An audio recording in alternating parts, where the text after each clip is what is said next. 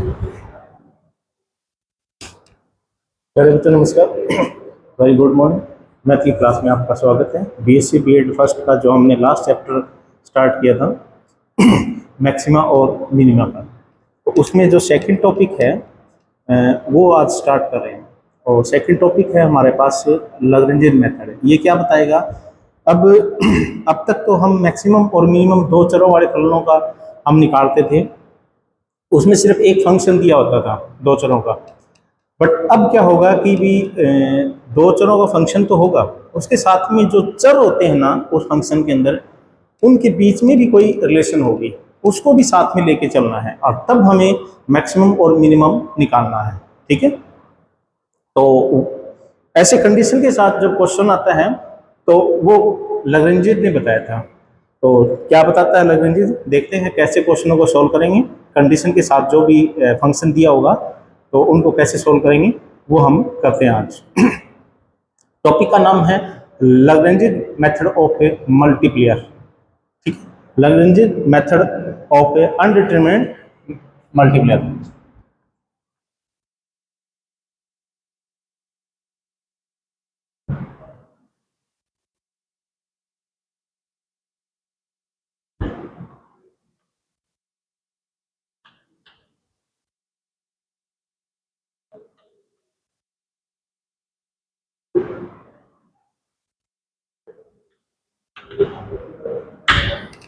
ये मेथड है, देखेंगे इसमें क्या है। क्वेश्चन दिया और मिलेगा हमारे पास कोई फंक्शन है u f x y और z का है, तथा साथ में एक फंक्शन और मिलेगा। वो फंक्शन क्या होगा? वो चरों के अंदर रिलेशन होगी। ठीक है, तो वो फंक्शन है फाइव एक्स वाई जेड और इज इक्वल टू 0। तो ये तो हमारे पास फंक्शन है और ये हमारे पास कोई कंडीशन है, मल्टीप्लेयर है। ठीक है, ये है कंडीशन हमारे पास। तो यानी ये चरों के अंदर संबंध है। वो चर जो है ऑप्शनियों में कैसे बंधे हुए हैं, कैसे इन ऑप्शनियों में रिलेशन है जो इस फंक्शन के अंदर यूज किए गए हैं। ठीक है, अब इसको मैक्सिमम और मिनिमम अब सिद्ध करना है, ये कब मैक्सिमम होगा और कब मिनिमम होगा। ठीक है, इसके लिए प्रोसेस क्या रहेगा, थोड़ा सा हम काम करते हैं एक्स्ट्रा, अभी समझ में नहीं आएगा, ये लास्ट में आपको पता लग जाएगा कि भी वास्तव में ये ऐसे काम करना था। ठीक है, तो सबसे पहले कहता है कि इसमें से जो पहले फंक्शन दिया हुआ है नंबर 1 है, उसमें से हम एक काम कर लेते हैं। फंक्शन क्या है? f है एक्स वाई जेड का। ठीक है, उसमें एक काम करते हैं कि जो z है उसको x और y का फलन मान लेते हैं। ठीक है, यानी जो z है वो हमारा x और y पे डिपेंड है। ठीक है, और उसको हम चर मान लेते हैं, और किसका? x और y का। यानी ये भी डिपेंड है, z खुद x और y पे डिपेंड है। ठीक है, तो अब हम क्या काम करते हैं, इस फंक्शन का, u फंक्शन का x के सापेक्ष में और y के सापेक्ष में हम पार्शियल डेरिवेटिव करते हैं। ठीक है, इस u फंक्शन का। तो नाउ सॉल्यूशन इसको प्रूफ करेंगे और देखेंगे क्या क्या कैसे करना पड़ेगा। कर्ली u अपोन में कर्ली x ज्ञात करेगी। तो कर्ली u अपोन में सबसे पहले कर्ली u अपोन में कर्ली x का पार्शियल डेरिवेटिव करते हैं, फंक्शन का पार्शियल डेरिवेटिव। u क्या है? f है। ठीक है ना, अब यहाँ पर तो नोटेशन है ये। ठीक है, ये तो नोटेशन है, u इस फंक्शन को u मान लिया, नोटेशन है। तो कर्ली u अपोन में कर्ली x क्या होगा? इस फंक्शन का x के सापेक्ष में डेरिवेटिव करो, x के प्लस में इस f का x के सापेक्ष में कराएं, तो हमें बीच में हमें पता है एक z है, वो एक फंक्शन है अपने आप में x और y का, तो उस z को हम यहाँ लिख देते हैं। ठीक है, इसी प्रकार कर्ली u अपोन में कर्ली y ज्ञात करेंगे। तो कर्ली f अपोन में कर्ली y और प्लस में कर्ली f अपोन में कर्ली y, और y भी तो z का फंक्शन चर है, z फंक्शन का चर है, तो अब z को इंक्लूड कर देते हैं। ठीक है, ये नंबर 4 हो गई।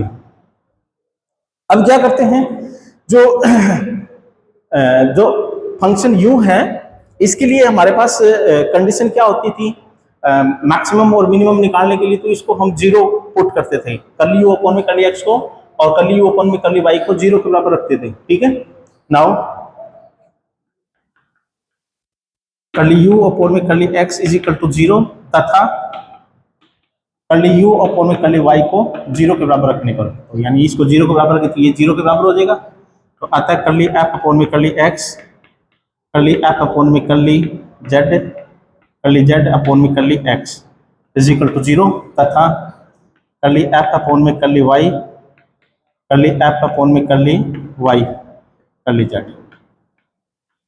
ठीक है भी, अभी पता नहीं क्या कर रहे हैं आपको, अभी यहां तक तो हमें पता है कि भी किसी फंक्शन को मैक्सिमम मिनिमम ज्ञात करते थे तो ये काम करते थे। ठीक है, उसके बाद में क्या करना है, जो कंडीशन दे रखी है इसका भी हम पार्शियल डेरिवेटिव कर देते हैं। नाउ अगेन 2 का पार्शियल डेरिवेटिव कर दें।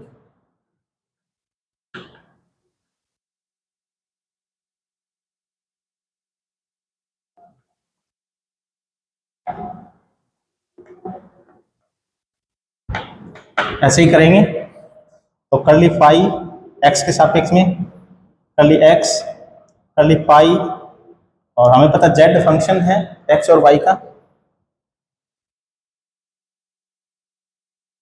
ठीक है, इज इक्वल टू 0,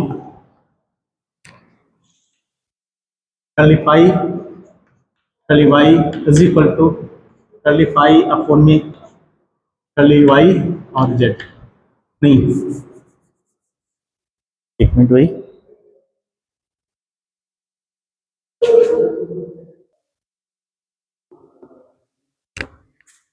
हाँ, जिस प्रकार से x के सापेक्ष में किया था वैसे ही y के सापेक्ष में कर लेते हैं।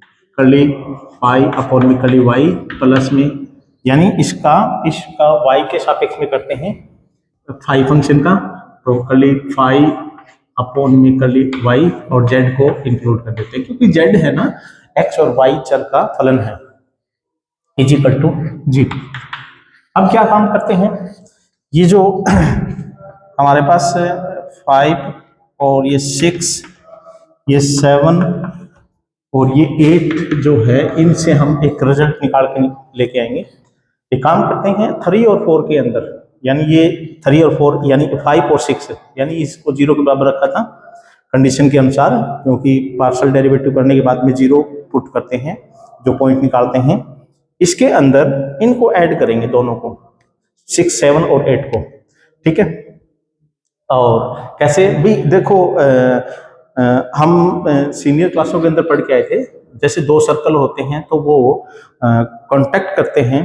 ठीक है, और उनसे जाने वाला एक सर्कल का समीकरण निकालते थे हम, नया फंक्शन तैयार करते थे। तो वो कैसे निकालते थे, तो दूसरे सर्कल को किसी कांस्टेंट से मल्टीप्लाई करके हम ऐड कर देते थे पहले वाले सर्कल के अंदर। ठीक है ना, ऐसा काम करते थे हम भी। किसी 2 फलनों को हमें कंबाइन करना है तो वो कंबाइन किसी कांस्टेंट से मल्टीप्लाई करके दूसरे वाले फंक्शन को, दूसरा फंक्शन, जैसे मैंने सर्कलों का नाम लिया है तो दूसरे सर्कल को हम वहां पर क्या करते थे, जैसे मैं यहाँ पे बता देता हूँ, एक S1 इज इक्वल टू 0 और एक S2 is equal to 0, 2 circle थे। तो इनसे जाने वाले सर्कल का समीकरण निकालते थे, तो हम कैसे करते थे, S1 प्लस में और lambda S2 is equal to 0, ये बनता था। ठीक है, तो वैसे ही हम यहाँ पर करते हैं कि भी इस कंडीशन को भी साथ में लेके चलना है। तो कंडीशन साथ में लेके थे, तो इन कंडीशनों के जो डेरिवेटिव हमने निकाल लिए, तो दूसरे फंक्शन के डेरिवेटिव को, पार्शियल डेरिवेटिव को भी इनके साथ कंबाइन कर रहे हैं। ठीक है, और लैम्डा से मल्टीप्लाई करेंगे। ठीक है, तो इन दोनों को लैम्डा से मल्टीप्लाई करके इसमें ऐड कर देंगे। ठीक, इसको लैम्डा से मल्टीप्लाई करके इसमें ऐड कर देंगे, उसको लैम्डा से मल्टीप्लाई करके इसमें ऐड कर देंगे। ठीक है, तो लिखेंगे 5 तथा 6 में 7 व 8 को लैम्डा से गुणा करके जोड़ने पर,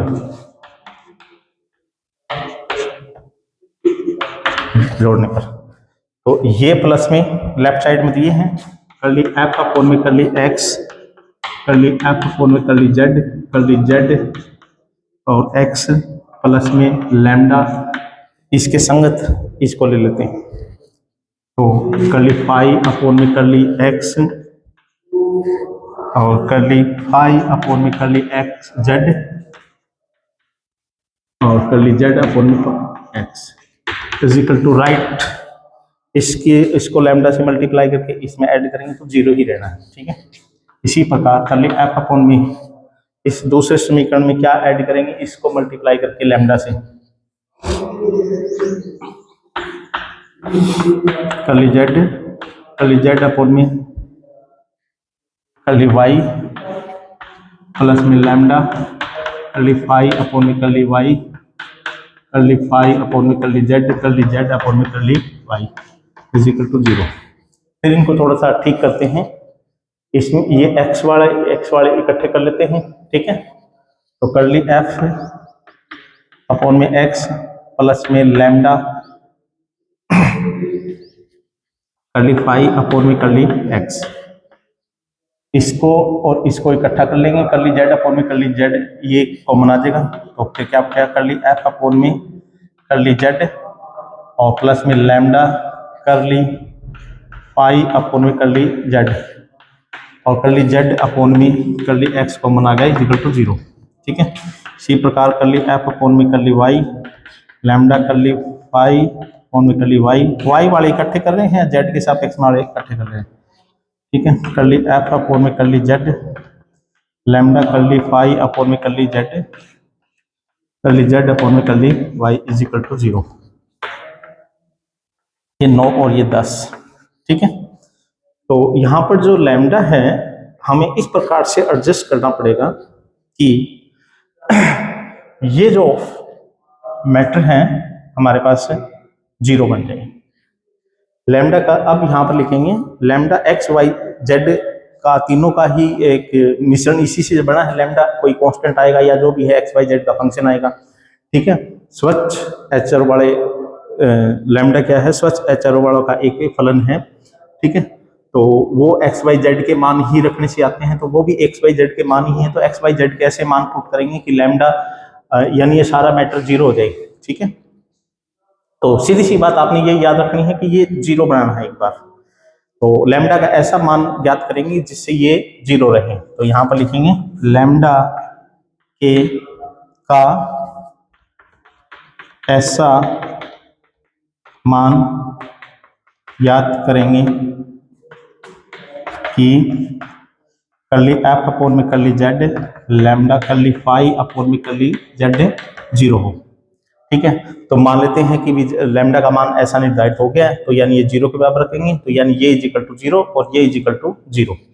तो अतः नया समीकरण बन गया कर ली एफ अपॉन में कर ली एक्स लैम्डा कर ली फाई अपॉन में कर ली एक्स इज इक्वल टू 0 तथा कर ली एफ अपॉन में कर ली वाई लैम्डा कर ली फाई अपॉन में कर ली वाई इज इक्वल टू 0, ठीक है। ये बन चुके हैं हमारे पास। अब इसको थोड़ा सा ध्यान से देखिए, लैम्डा का ऐसा निर्धारित करेंगे क्वेश्चन जब भी आएगा वहां पर, ठीक है। तो यानी उसको पहले 0 के बराबर रख देंगे तो यानी लैम्डा का मान निर्धारित हो जाएगा, ठीक है। तो अब ये मिला हमें। अब इसको थोड़ा सा ध्यान से देखिएगा, हमारे पास दो फंक्शन है एफ और फाई। यहाँ पर एफ और फाई दोनों ही आ चुके हैं, ठीक है। दोनों एक्स के सापेक्ष में करें तो भी है, वाई के सापेक्ष में करें तब भी फाई और एफ भी है, ठीक है। अब थोड़ा ध्यान से देखना,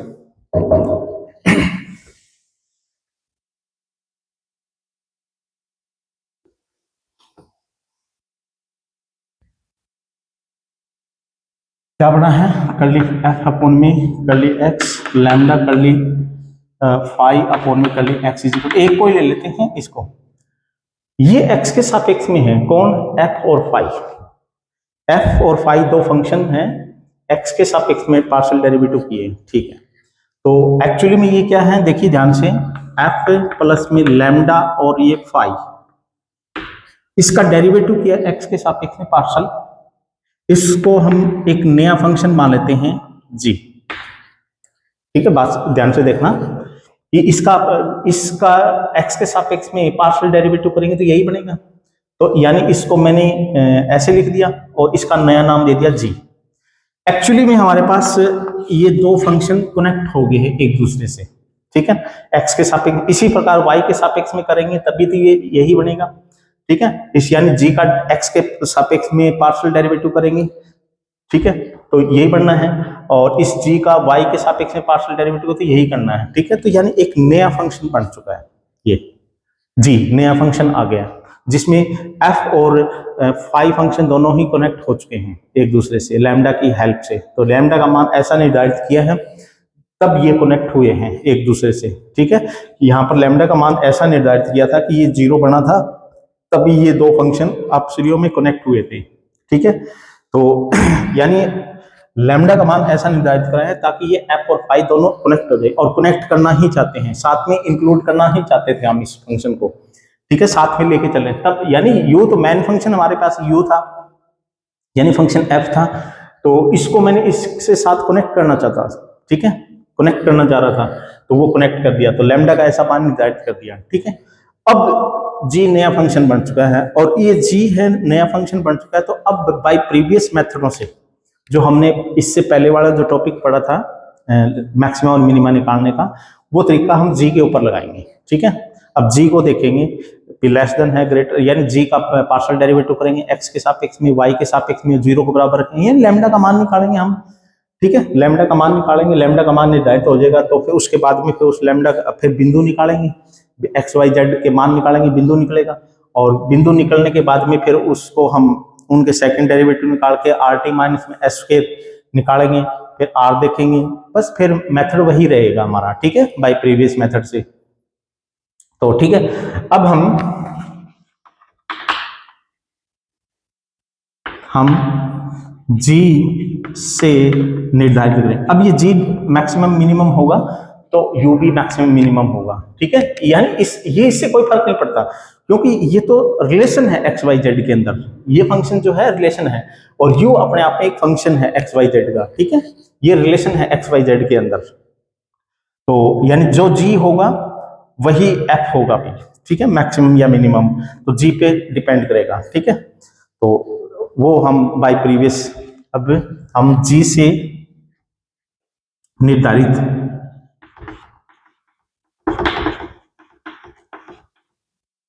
करेंगे कि एफ मैक्सिमम है या मिनिमम बाय प्रीवियस मेथड,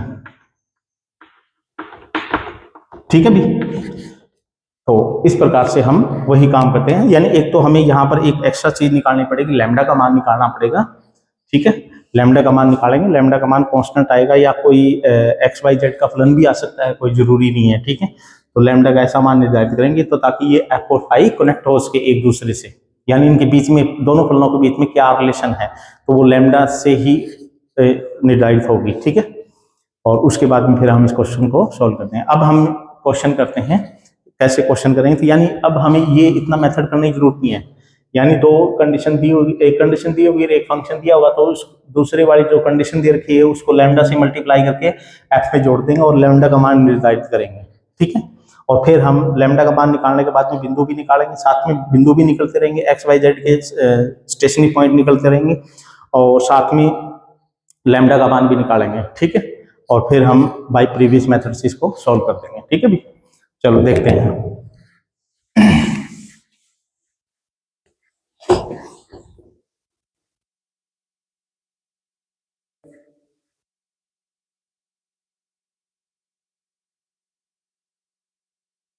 यानी हम डायरेक्ट मेथड पे पहुंच गए, डायरेक्ट हमें काम क्या करना है, बस अब हमें सारा काम नहीं करना, सीधा डायरेक्ट ही मेथड यूज करना है।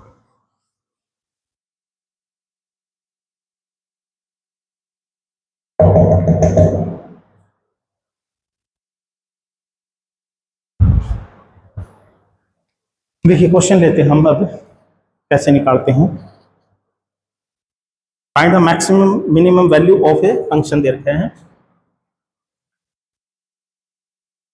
फंक्शन है एक्स स्क्वायर प्लस में वाई स्क्वायर प्लस में जेड स्क्वायर, ये कोई फंक्शन है, इसका नाम दे देंगे, ठीक है, एफ दे देंगे फंक्शन, ये तो फंक्शन है। और कंडीशन क्या दे रखी है, तथा कंडीशन क्या है, A X B Y plus में C Z is equal to P, P कोई कांस्टेंट होगा भाई, ठीक है। तो फाइंड द मिनिमम वैल्यू निकालनी है, पहले तो मिनिमम चेक करेंगे फंक्शन मिनिमम है कि, या किसी बिंदु, ऐसा बिंदु निकालेंगे जिसपे ये मिनिमम होगा, तब मिनिमम बिंदु आएगा, तब उस मिनिमम बिंदु को इसमें पुट करेंगे, तब मिनिमम वैल्यू निकलेगी। तो यहाँ पर क्या है कि find the minimum value of a function, इसकी मिनिमम वैल्यू निकालिए। ऐसा क्या बिंदु होगा, एक्स वाई जेड का ऐसा क्या मान होगा कि ये मिनिमम रहे, साथ में ये लेके चलना है, ठीक है, क्योंकि चरों के बीच में रिलेशन ये है, इसको हमें साथ में लेके चलना पड़ेगा। तो नाउ सॉल्यूशन में हम डायरेक्ट यहाँ पर चीज लिखी थी, जी फंक्शन बनाएंगे, माना जी क्या है, ये फंक्शन एफ है, इसको एफ नाम दे दो, और ये फाई है, इसको इधर लेके जाएंगे, पी को इधर ले आएंगे, इज इक्वल टू 0, ठीक है, तो इसका नाम दे देंगे फाई, इतने मैटर का नाम दे देंगे फाई इज इक्वल टू 0। तो यानी एफ प्लस में लैम्डा और ये फाई, ठीक है। अब इसका जी हमारा नया फंक्शन बन चुका है, कनेक्ट हो गया है, लैम्डा का ऐसा मान है कि ये इससे कनेक्ट हो चुका है। चल देखते हैं, नाउ कर ली जी अपॉन में कर ली एक्स ज्ञात करेंगे, यानी एक्स वाई जेड तीन चरों का फलन है, तो तीनों के सापेक्ष में निकालेंगे यहाँ पर। तो कर ली एफ अपॉन में कर ली एक्स प्लस में लैम्डा कर ली फाई अपॉन में कर ली, अब इनकी वैल्यू पुट कर देते हैं, एक मिनट। पहले तो जी फंक्शन क्या बन चुका है, एफ क्या है, x square y square z square, ठीक है, प्लस में लैम्डा फाई क्या है, ये इतना सारा A X B Y C Z minus में टी, ठीक है। तो ये काम करना है हमें, देख लेना कंडीशन दे रखी है तो इस तरह काम करना है, जी नया फंक्शन बनाना है, ठीक। अब आप एक्स वाली इकट्ठी भी कर सकते हो या जो भी है, पर अब कर ली जी अपॉन में कर ली एक्स ज्ञात करेंगे, तो 2x इसका 0 प्लस में लैम्डा क्योंकि इसमें x है तो इसका a आ जाएगा, इसका 0 इसका 0 इसका 0, ठीक है, x के सापेक्ष में पार्शियल डेरिवेटिव करते हैं, तो कर ली g अपॉन में कर ली y। तो इसी प्रकार 2y क्योंकि सममित फलन है, जैसा x है वैसा y है वैसा ही z है, इसमें भी जैसा x है वैसा y है वैसा z है, ठीक है, सममित फलन है बस। तो लैम्डा ये सममित है, बट इसमें जब x के सापेक्ष में गया तो a x का गुणांक आया था, y के सापेक्ष में गया तो y का गुणांक b आ जाएगा, ठीक है। कर ली g अपॉन में कर ली z, तो 2z प्लस में लैम्डा और c, ठीक है। उसके बाद में क्या कंडीशन होती थी, इस फंक्शन को 0 यानी इनके फंक्शनों के पार्शियल डेरिवेटिव को शून्य के बराबर रखने पर फिर क्या करेंगे, इनको सॉल्व करेंगे, लैम्डा का मान निर्धारित करेंगे, फिर एक्स वाई जेड लैम्डा जैसे ही आ जाएगा फिर एक्स वाई जेड बिंदु भी आ जाएंगे, ठीक है। तो देख लेते हैं कैसे करेंगे।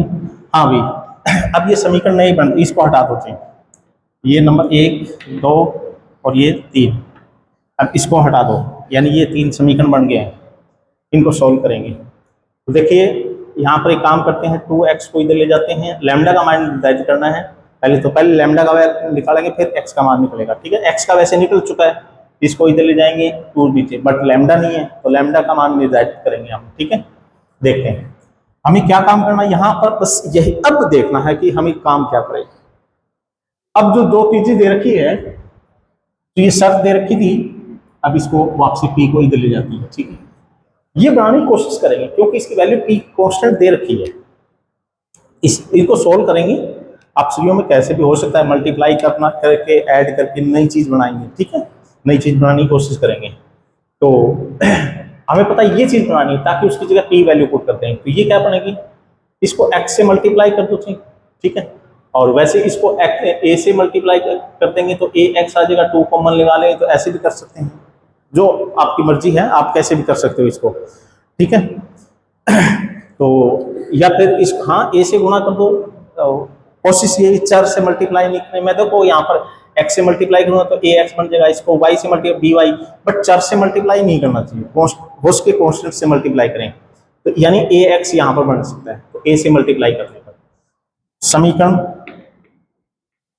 1 2 तथा 3 को a b c से गुणा करने पर, गुणा करके जोड़ने पर, और हो सकता है ये भी बन जाएगा, ठीक है, अगर ये भी बन जाए तो उसकी जगह f लिख देंगे, ठीक है। तो देखते हैं, तो ये कितना बन जाएगा, 2ax lambda a square is equal to 0, इसको b से मल्टीप्लाई 2by प्लस में lambda b square is equal to 0, और इसको सी से मल्टीप्लाई 2cz प्लस में lambda c square is equal to 0।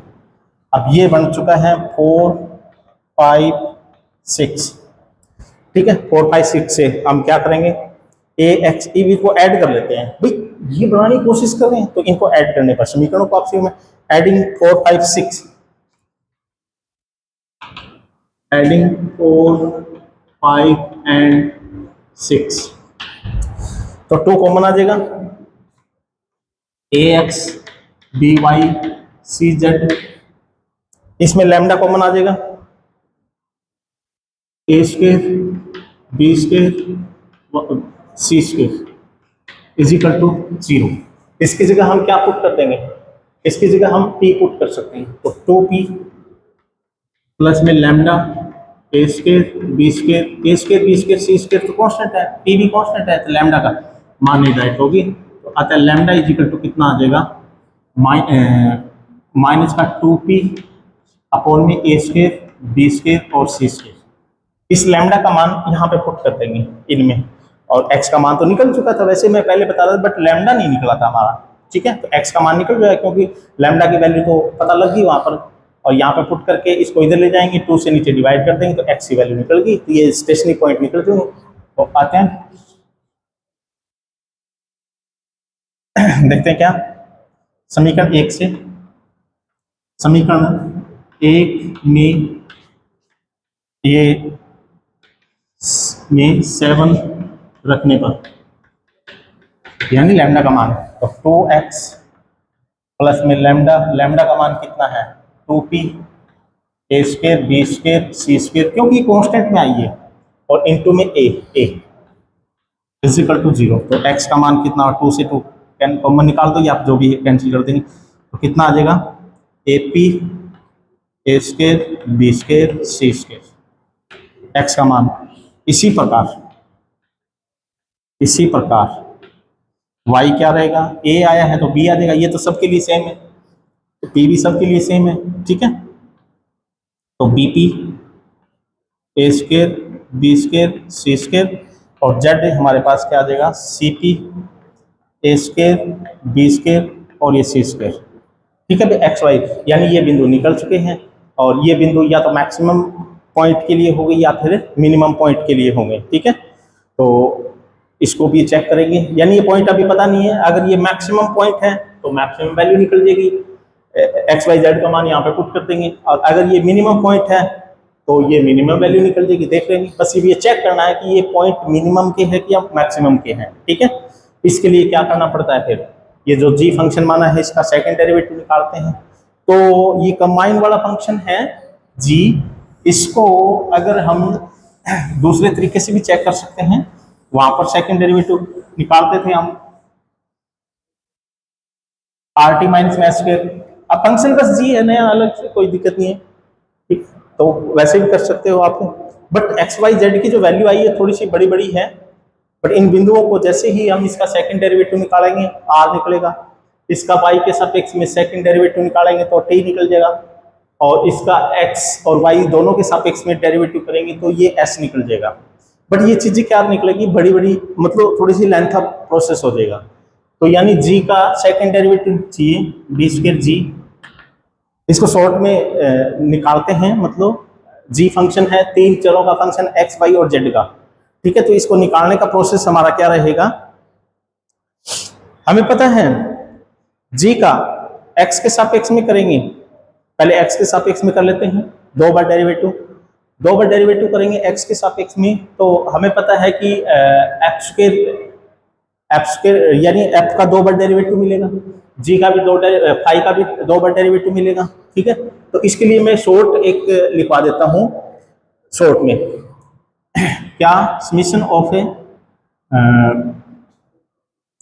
D square G, 2 बार डेरिवेटिव जी का, plus में उसमें दो वह टर्म भी आएगी एक्स के सापेक्ष में और वाई के सापेक्ष में भी, तो summation of a D square G D x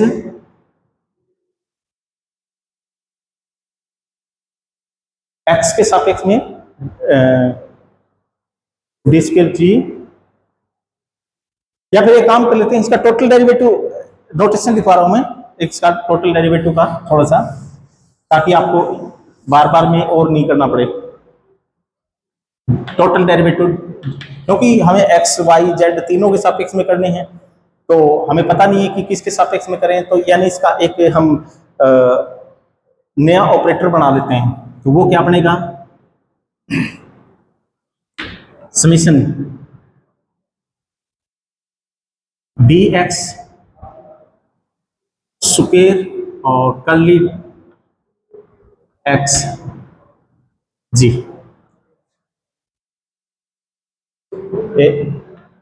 plus में summation of d x d y curly square G D x और ये डी वाई, ये आपने फॉर्मेट याद रखना पड़ेगा, ठीक है। देखो ये फॉर्मेट आपने थोड़ा सा याद रखना, जी को आप बाहर निकाल सकते हैं, और ये काम करो, इसको आप स्क्वायर के अंदर लेके आओ तो, और जी को भी बाहर निकाल देते हैं, ऐसे लिख सकते हैं इसको। ये फॉर्मेट, ये ऑपरेटर बन चुका है, ये ऑपरेटर है टोटल डेरिवेटिव का, ठीक है। यानी ये जो D G square second derivative निकालो, किसी के सापेक्ष की बात चल रही है, सबके सापेक्ष में, ठीक है। तो ये ऑपरेटर बन चुका है। अब इसका स्क्वायर करेंगे, अब जी को अंदर लेके आएंगे तो ये जी यहां पर आ जाएगा, जी यहां पर आ जाएगा, ठीक है। इसका स्क्वायर करेंगे तो हमें पता है इसका स्क्वायर आएगा, इसका स्क्वायर आएगा, यानी इसका स्क्वायर आएगा, इसका भी स्क्वायर आएगा, स्क्वायर का मतलब सेकंड डेरिवेटिव, ठीक है। ये यहां पर नहीं, ठीक है। तो स्क्वायर मिलेगा तो वो क्या लिखा जाएगा, डी स्क्वायर एक्स और डी जी अपॉन में डी एक्स, यानी ले, यानी वो स्क्वायर डायरेक्ट हम नहीं लगा रहे हैं, डेरिवेटिव बना के लगा रहे हैं, ठीक है ना, क्योंकि डेरिवेटिव है ये अंदर पड़े। स्क्वायर का मतलब ये नहीं है कि भी सारे का होल स्क्वायर, नहीं, यानी इनका सेकंड डेरिवेटिव, ये लिखने का तरीका है बस ये आएगा। इसी प्रकार y के सापेक्ष पे करेंगे तो d Y square D G square D Y square आएगा। तो मैं इसको समीशन लिख देता हूं, मैं तीनों पार्ट नहीं लिखता मैं। इसी प्रकार इसमें भी यही बनने वाला है, तो इसमें तो ये दोनों तो आ चुके हैं, इसका स्क्वायर नहीं, इसका स्क्वायर करेंगे, इसका भी स्क्वायर करने की जरूरत नहीं है, क्योंकि इसमें दोनों डेरिवेटिव आ चुके हैं। इसका मतलब क्या है, सेकंड डेरिवेटिव, यानी दो बार डेरिवेटिव किया है, तो इसमें तो आ चुका है, तो ये कितना हो जाएगा, पीछे लिख दो इसको, करली स्क्वायर जी करली एक्स करली वाई और डी एक्स और डी वाई, मतलब ये फॉर्मेट बन गया है, बस इसको याद रख लो आप। इसका मतलब क्या है, तीनों पार्ट लिखेंगे इसके, D Y square D G square D Y square plus में D Z square D G square D Z square, यानी तीनों पार्ट इसके लिखे जाएंगे। इसका मतलब क्या है, एक्स वाई के सापेक्ष में, वाई जेड के सापेक्ष में, जेड एक्स के सापेक्ष में, ठीक है। समीशन लगा दिया ताकि मैंने सारे पद नहीं लिखे और ये लिखे। अब यहां पर ये देखिएगा, मैंने यहां पर एक बात लिखी थी, डीजी अपॉन में डी एक्स लिखा था, डीजी अपॉन पार्शियल डेरिवेटिव किया था मैंने, डीजी अपॉन में डी एक्स, तो वो क्या निकला था,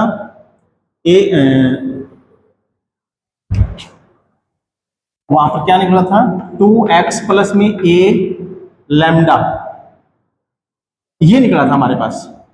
बात समझ आई? इसका एक बार वो दोनों को कंबाइन करके यहां पर मैंने इसका पार्शियल डेरिवेटिव कर ली जी अपॉन में कर ली x निकाला था, वो ये आया था, ठीक है। तो इसका हम सेकंड डेरिवेटिव करके देखेंगे, एक बार डेरिवेटिव निकाल के दोबारा डेरिवेटिव निकालेंगे, तो इसका डेरिवेटिव निकालेंगे तो x के सापेक्ष में करेंगे तो 2 आ जाएगा, ये 0 हो जाएगा, ठीक है, ये 0 हो जाएगा। बट इसका y के सापेक्ष में करेंगे, इसका y के सापेक्ष में, क्योंकि ये भी तो निकालना है, डी जी square d x d y, तो y के सापेक्ष में निकालेंगे तो ये 0 हो जाएगा, ठीक है। इसी प्रकार z के सापेक्ष में करेंगे तो भी 0 हो जाएगा। इसका मतलब ये है कि ये मैटर 0 होने वाला सारा और ये मैटर बचने वाला है। इसकी वैल्यू कितनी आएगी, 2 आएगी। बात समझ में आई? इसकी वैल्यू कितनी आएगी, 2 आएगी, इसकी वैल्यू 2 आई, देख लो चाहिए, इसका एक बार x के सापेक्ष में डेरिवेटिव करके देखोगे ना तो 2 आने वाली है, इसकी वैल्यू 2 आएगी, ठीक है। तो समीशन ये 2 लैम्डा और डी एक्स ये बच चुका है हमारे पास, ये 0 हो गया, ठीक है। और इसको अब तीनों को खोल दो, समीशन अब यहां पर नहीं, यहां पर 2, ये एक्चुअली भी ये क्या है, ये है d square x d Y square और डी जेड स्क्वायर। इतना मैटर बच चुका है हमारे पास टोटल डेरिवेटिव का, ठीक है। स्क्वायर है भाई इसके ऊपर, मैंने यहाँ पर थोड़ा सा बताया नहीं है, स्क्वायर सारे का स्क्वायर, ठीक है। हाँ, इसके ऊपर सेकंड डेरिवेटिव रहेगा, ये सेकंड डेरिवेटिव रहेगा, बट इसके ऊपर स्क्वायर रहेगा, ठीक है। ये बन चुका है। अब ये मैक्सिमम ये निर्धारित करेगा कि भी ये मैक्सिमम है कि आप मिनिमम है, ठीक है ना। इसको हमें देखना पड़ेगा, ये चीज हमें निकालना है, ठीक है। तो ये देखते हैं कि भी ये धनात्मक रहता है कि आप ऋणात्मक रहता है। तो हमें पता है कि ये चीज मैटर करेगी, तो ये हमेशा ही धनात्मक रहेगी। स्क्वायर है सभी के ऊपर, सभी पार्टों के ऊपर स्क्वायर है, जीरो हो सकता है बट धनात्मक रहेगी, ठीक है। तो इसका मतलब ये धनात्मक रहेगी, यानी सेकंड डेरिवेटिव निकाला था वो धनात्मक ही रहा है, जीरो से बड़ा है, ठीक है। तो इसका मतलब ये निर्धारित हो चुका होगा, ये बिंदु जो होंगे, ये बिंदु होंगे तो ये मिनिमम के लिए होंगे, ठीक है। तो अतः मिनिमम मिनिमम मिनिमम, अतः ये बिंदु मिनिमम के होंगे। तो अतः ये बिंदु को यहां पर रखेंगे तो मिनिमम वैल्यू निकलेगी, ठीक है। तो अतः मिनिमम वैल्यू क्या होगी, x की वैल्यू, ये इसका स्क्वायर, ए स्क्वायर पी स्क्वायर, और हमें पता है सभी के अंदर ये कॉमन आ जाएगा नीचे, और इसी प्रकार बी स्क्वायर पी स्क्वायर सी स्क्वायर पी स्क्वायर बटे में एल्शियम ए स्क्वायर बी स्क्वायर और ये सी स्क्वायर, और इसमें पी स्क्वायर कॉमन निकाल देंगे तो एक कॉमन निकाल देंगे और एक कैंसिल हो जाएगा। तो ये कितना बचेगा, पी स्क्वायर ऊपर और नीचे ए स्क्वायर बी स्क्वायर और ये सी स्क्वायर, यानी ये इसकी मिनिमम वैल्यू रहेगी, इस फंक्शन की मिनिमम वैल्यू रहेगी, ठीक है। तो इस प्रकार से हमें याद करना, तो ये फॉर्मेट आपने याद रखना है, ध्यान रखना, ये फॉर्मेट आप याद रखोगे। कईयों में ये जीरो नहीं निकलेगा, ठीक है, कईयों में ये जीरो हो सकता है, ठीक है। तो इनको थोड़ा फॉर्मेट को, इसको मैं ओपनली करके देखूं तो ये एक्चुअली में ये है क्या, डी एक्स स्क्वायर और D square G D x square plus में D Y square D square जी डी वाई स्क्वायर, ठीक है। तीनों पार्ट लिख देंगे इस प्रकार, इसके भी तीनों पार्ट लिखेंगे। एक्स वाई है तो अगले में वाई जेड आ जाएगा, अगले में जेड एक्स आ जाएगा। तो एक्स वाई है तो एक्स वाई होगा, वाई जेड होगा तो यहाँ पर वाई जेड होगा, और जेड एक्स होगा तो यहाँ पर जेड एक्स हो जाएगा, ठीक है भी। तो इस प्रकार से हमें इन क्वेश्चनों को सॉल्व करना है।